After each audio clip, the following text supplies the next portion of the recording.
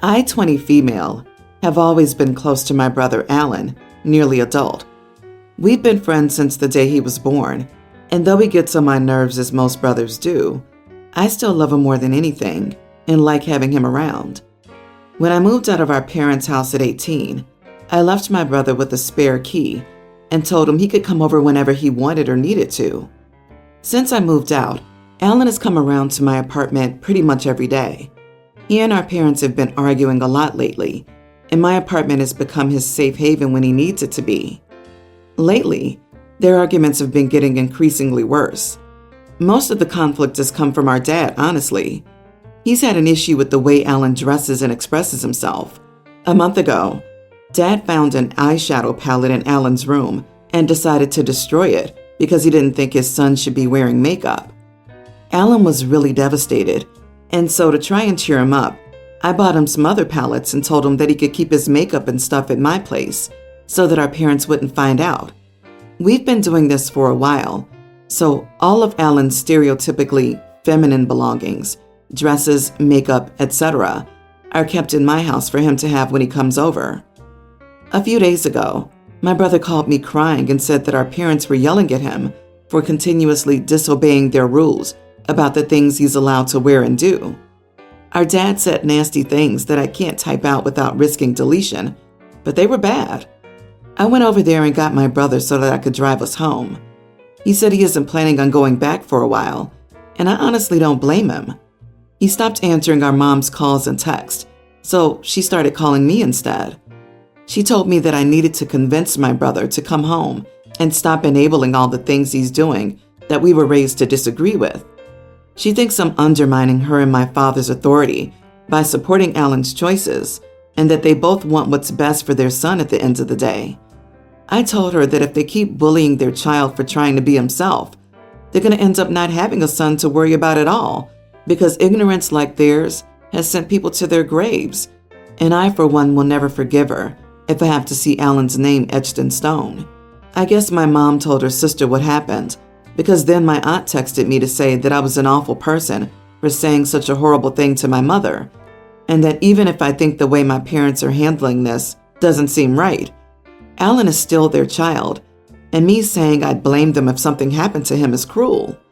Apparently so cruel that Mom's been crying about it ever since. I just want to know if I went too far with my words, or if it was something my mom needed to hear. Not the idiot. Whether he's going through a phase or discovering his identity, he's not harming anybody. Them stressing him out, however, them forcing him to do and be something he doesn't want to be, is extremely mentally debilitating for him. You being there for him and supporting his choices are his only light in this dark tunnel around him. If they don't accept him or learn to live with his choices, they will lose him as a son. And if they keep pushing you to be the same, they may lose you as their child as well. Agree. Telling her she's about to lose him should be a wake-up call for her. Honestly, I'd send her all the information I could find on the realities of this situation. She's convinced that they're doing what's right, but there have been many parents who didn't really believe how bad it could be until it was too late. Good for you for getting him out of that toxic situation and supporting him. OP, please protect your brother. Where are you? Depending on the state, there are still things like conversion camps if you're in the U.S. You must call DCF and file charges if you're in those states. You need to make sure they cannot force him into a program. In some states at his age, he's an adult for everything but child abuse and medical. We are in the States, but he's turning 18 in a week, and he's already finished with high school, so I'm assuming there's nothing our parents can really do at this point, as he's essentially an adult. If they do try something, though, I'm definitely going to file a report. I, 40 male, and my wife, 41, have been married for 12 years. We have a daughter and a son together. Our daughter's pre-tween and wanted a Nintendo Switch for her birthday. My wife got laid off from her job and became more frugal with money. I'm still working and am happy to provide for the family. I have no issue with saving money. We have been planning our daughter's birthday party, and my wife has made it clear that the budget is $50. She bought all the decorations from the dollar store, which I didn't see an issue with. She told my daughter she could only invite 5 of her friends, as it would save money on the amount of food we would have to spend. I bought the cake and the pizza. My daughter told us that she wanted a Nintendo Switch. My wife looked up the price for one and told her it was too expensive. I found a Switch online for a good price and purchased it. Her birthday party was this past weekend. She was so excited seeing that we got her a Switch. When everything calmed down, my wife started yelling at me for purchasing the console. I told her that I got the system for a good price. Our daughter started school this year. When I picked her up from school, she went up to her bedroom to play with the Switch. She starts crying and tells me the Switch is missing. I looked through her entire room and couldn't find it anywhere. My wife comes home, handed me some money, and tells me that she sold the Switch and got the money back. I started screaming at her for selling the Switch and upsetting our daughter. Her reasoning was that our daughter wasn't letting her brother use the console and that I spent money we didn't have. She packed a bag and is currently staying with her sister. I've purchased my daughter another Switch along with some games.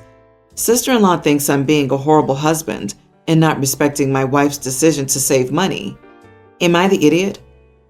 So, to recap, you bought your daughter a gift that she wanted. Your wife threw a fit because you can't afford it, and instead of taking the issue out on you, or temporarily making a budget change to recap the loss, though it seems money isn't a huge issue, she instead took it out on your daughter and returned the gift? Hard not the idiot, solely for the fact she took it out on her daughter. Agree. To me, they aren't living paycheck to paycheck. A Switch costs anywhere from $150 to $250. And sure, that's not a small chunk of change, but it's not life-changing money. If they can afford to save, he's not doing something that indicates that they'll go homeless if they buy their daughter a birthday present she really wants. The wife was so far out of line. I can't even. Returning the console on day 2 or 3, she was intent on punishing both you and your daughter, using she's not sharing as an excuse. And there's really no excuse for what she did. Returning the child's gift after it had been gifted was cruel. Your wife is clearly way more stressed out about money than you are. Does she know something you don't? She might have some secret debt. Everyone's the idiot here. You two are married or divorced. Where's the communication? Why is your wife so paranoid about finances while you're seemingly blasé? You two need to be on the same page, not going behind each other's backs because you think you're right and the other's wrong. My husband of 8 years desperately wanted a dog and refused to wait until we bought our own home. He ended up getting a dog despite me saying no. I wasn't sure of our apartment's pet policy, so I told him he needed to call and ask them. He claimed he did, but I found out months later that we have a strict no dogs allowed policy here. We ended up getting evicted. At this point, he's had this dog for over a year, and I admittedly had been telling him to rehome the dog the entire time for other reasons. I certainly was not anywhere close to being ready for a dog, on top of living in a tiny apartment with 3 children as it was. His reasoning for going against me was that the dog was free. His mother gave him the dog, and due to the breed usually being super expensive, he couldn't pass it up, which is 100% the truth, no doubt. So we get evicted, not due to the animal, he hit the dog, but to them raising our rent by $600 over the past year and being unable to afford it. So anyways, we're back to house searching again. We only have 14 days left before we need to vacate the premises. Our landlord has been super nice during this and says they won't put the eviction on our record because we were otherwise good tenants, and she understands times are hard enough without an eviction on our record. So we've been searching high and low, but every single available place either has a strict no pets or is way too high priced for us. The only ones we can afford are the ones that say no pets. I was asked by a landlord yesterday for a down payment to a 3-bedroom, $800 cheaper than what we're currently paying. And with school starting in a week, I need to jump on this now. We've gotten no other offers. My husband wants to lie and say we don't have a dog. I refuse to do this. I'm not getting evicted over an animal that we should have waited to get in the first place. I told him he couldn't move in with me unless he got rid of the dog or sent it off with a family member until we bought a house. He's now trying to convince me to move in with his family, which I won't do. He says I'm being insensitive and I'm not empathetic to his love for this dog. This isn't true, but I also have to worry about my kids and their stability versus putting my husband and his animal first. Am I the idiot? Not the idiot. I don't want to jump right to divorce him, but I also really want to jump right to divorce him. I'm an animal lover, but I would never risk my living situation just to have an animal around. Can't he go volunteer at a local animal shelter or something? I think OP's solution of grabbing the apartment she can afford and moving with her kids is the best. The husband can find his own accommodations with his dog and reflect on what's more important. He actually sounds as if he'll choose the dog over the family, but at least it'll be out in the open. It's shocking that he's more focused on the dog than the well-being of his kids.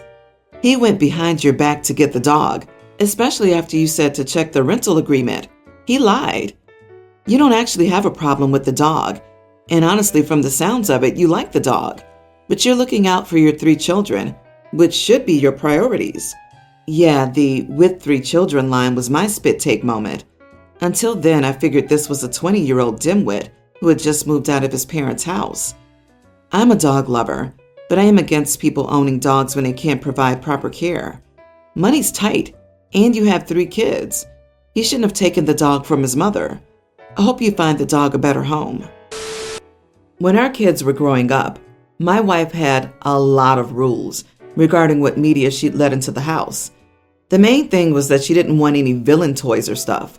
So anytime our son got a Darth Vader or Joker or whatever toy for a birthday or Christmas, she'd toss it out and lecture our son before replacing it with something acceptable. This was one of the many factors that led to our divorce and contributed to why our 2 children mostly live with me. They spend 1 week a month with my ex. This didn't matter as much during our marriage for my daughter Sarah. People don't usually give girls Maleficent or Ursula dolls. Not even sure if they make those. But my daughter has a big fixation on Wanda from the MCU. Of course, she's never out and out said it, but I'm pretty sure Avengers 2 was how my daughter realized she liked girls. Regardless, Sarah is nearly an adult and still has a massive Wanda collection.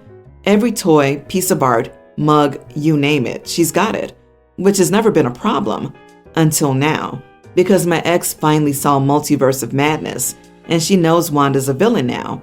And my daughter's social media means she knows I haven't done a thing about her room. My ex exploded. Phone calls, texts, emails, trying to sick her friends and family on me. Genuinely, I think she took my saying I wanted a divorce better than she's been taking me letting Sarah keep her collection. Normally I'd let it wash over me, but this is clearly bothering her a lot. Like a lot. And while I'd never ask Sarah to throw away or get rid of anything, I'm a little worried that letting her keep it all could either negatively impact my ex's mental health or be setting my kids up for a bad time at her house. I recognize that my ex is unreasonable, but am I being the idiot for just ignoring her? Not the idiot. You all are lucky you don't live in the MCU because your ex's no villains policy sounds like the start of Sarah's villain origin story in and of itself. Whatever this triggers for her is something she needs to work out in therapy, not take out on Sarah. Your daughter's mental health is essential, and throwing out all of Wanda's/Scarlet Witch's stuff will affect your daughter and your daughter's relationship with you.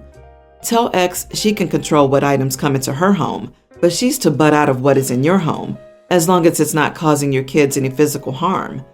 Your daughter's old enough now that if mom becomes unbearable, she can refuse to go and is less than a year away from becoming an adult. She can then decide if she wants to continue to have a relationship with her mother, go low contact, or cut off communication completely. And making her throw away stuff could also send a message that you disagree with her orientation, which, again, could adversely affect her mental health and your long-term relationship with her. What does your ex think will happen if your kids have merchandise like that? That they're going to spontaneously get powers and vaporize her? Is this like a religious thing with your ex? I'm simply trying to understand because this sounds insane. It makes total sense why you're divorced. Your ex sounds like a whack job. I'm divorced and remarried. We had 2 sons who are currently 26 and 21. My wife also has a daughter who's 21. With my current wife, I have 1 son, 15. My ex and I lived paycheck to paycheck when our kids were little, especially our oldest. When we established ourselves professionally, we could do more, but they both remembered what it was like not to have a lot. My stepdaughter is also very aware of cost and appreciative of things. Because my wife and I are both doing very well, we've been able to give our son a lot. I'm talking expensive game systems, software, telescope, binoculars, high-end cameras, expensive trips, a fancy bike, and it just goes on and on. My oldest son was over last night and told a story involving Christine. My youngest asked who Christine was. My oldest explained that she was his first car, an old beater. My youngest asked questions about the car and then wondered why my oldest wanted to drive something so old and goofy. He didn't mean anything by it, but I decided he needed a reality check. I told my youngest son that the beater was all that we could afford at the time. Youngest then said, "Well, you're getting me something new next year, right, Dad?"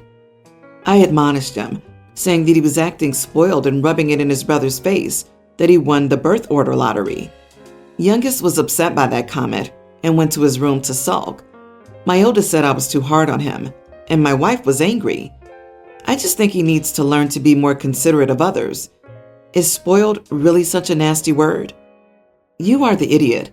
A parent calling their child spoiled is hilarious. If they're spoiled, it's because you spoiled them. Instead of berating him, maybe you should be teaching him about hard work and the value of money. Get him a Christine next year. He'll learn real quick. You spoil the kid by buying him all the stuff his siblings couldn't have, and then expect him not to assume he'll get a better car? You've created this monster by giving him everything he wants compared to the older siblings. In many families, the income of our parents increasing doesn't say or mean the youngest gets spoiled. There were many other things you could have done with that money other than buying him toys. We all had to have jobs and learn to work part-time, no matter how much our parents made. Not the idiot. Wow, everyone here needs to chill and read more carefully. OP said he told his son he was acting spoiled.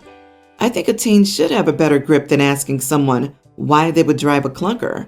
Also, I think instantly turning that conversation toward him getting a new car next year is a problem.